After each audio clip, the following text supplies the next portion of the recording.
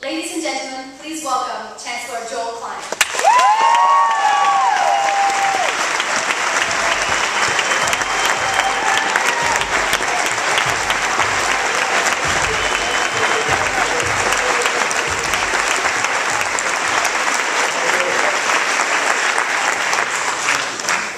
Good morning, City Year.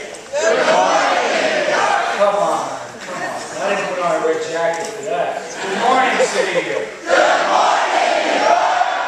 I'm so proud to be here today to be at your graduation. You know, I feel so tied to this. It was our city that first decided that City Year could make an enormous contribution to our schools. And for that, I give Itai and his team great credit. They came with a vision. They executed on a vision, and they have improved our schools.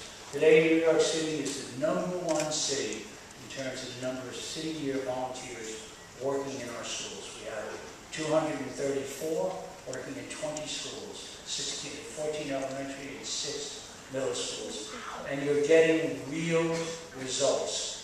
Results in terms of performance, results in terms of changing the lives of kids. I talk to principals all the time, and they tell me how valuable City Year is to the work that they're doing. And I just think it's such an exciting part.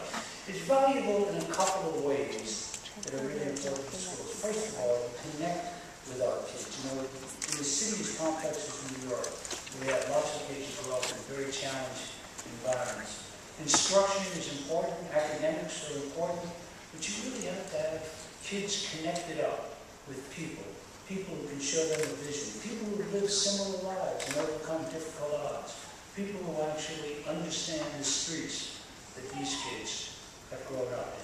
And time and again, kids tell me how City Year and its people really touch their lives, engage them, show them a pathway. And in many ways, that's so important. You know, sure, we've got to educate our kids for the 21st century, but kids who are alienated, who are disengaged, who aren't motivated, those kids aren't going to do the tough and the hard work and stretch themselves and their minds and their capacity to meet the challenges. So I say, and that's not all of it, I say, I am a huge fan of City Year, what it does for our schools, what it's doing for our city, indeed what it's doing for our nation. I wear this jacket. I've now had it for 6 years.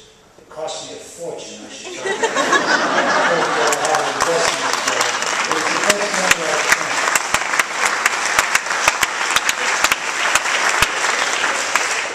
And I wear it all the time when the weather is appropriate. And it says on the right corner here, it says Chancellor. And when I walk down the street, you know, so people first, one thing about being Chancellor, people always come up to you and tell you how to run the school system. With being Chancellor, everybody's been to school, so they know I'm not going to do it. The second thing they do, now when they see me in this jacket, they say, well, why do you have Chancellor? They say, you're having an identity crisis. So I say, no, not the least bit, but if City Year thinks I ought to announce and advertise that I'm Chancellor, damn it, I'm going to have it.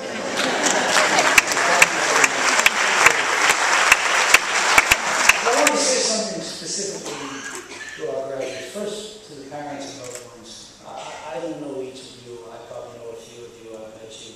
I know some of your children. But I want to tell you, you folks, you did right. It's not easy raising kids who have values about giving back, about making the country a better place.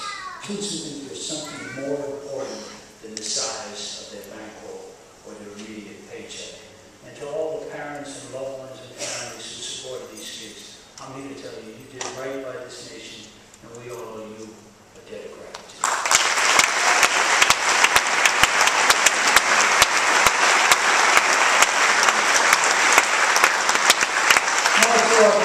First of all, congratulations. I mean, I knew you would make it, right? So of course, I'd seen you do all those exercises, and I'm the most high-energy group of people in the world, so I knew you'd get you through this thing. But still, no, it's a big accomplishment. But in a more important way, there are two things that I want you to reflect on. First of all, what you have done, everybody in America should do. A country should insist on national service. And that everybody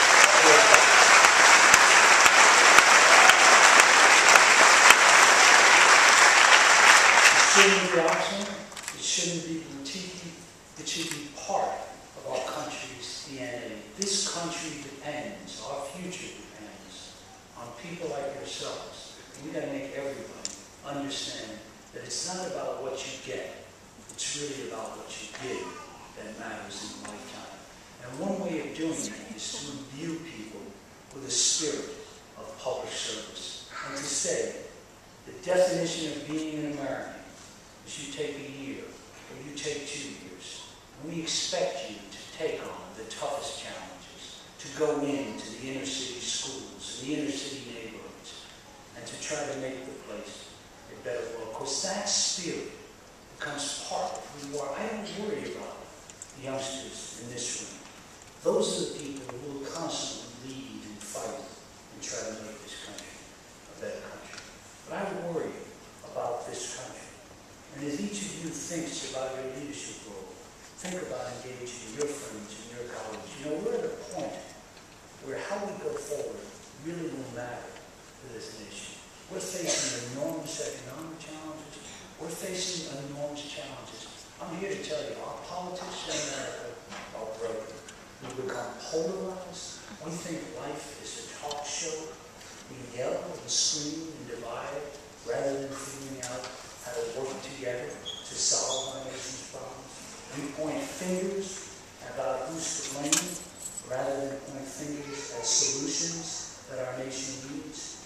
And these challenges are going to require real leadership and a commitment to a different form of politics. Not a politics that wants to polarize and divide, but a politics that understands that those things that unify us as Americans, our core values, equal opportunity, a real chance for anyone, for the poorest among us, to rise to any level, a real sense that we're in it together, that immigrants from all over the world are welcome here because this is America, and this is where you come to live the American dream.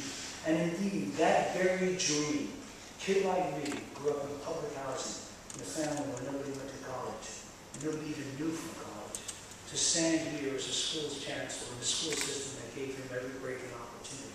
That's what the American dream is all about. And if we don't get ourselves right, and get our values right, and our commitments right, that American dream is going to be an American memory.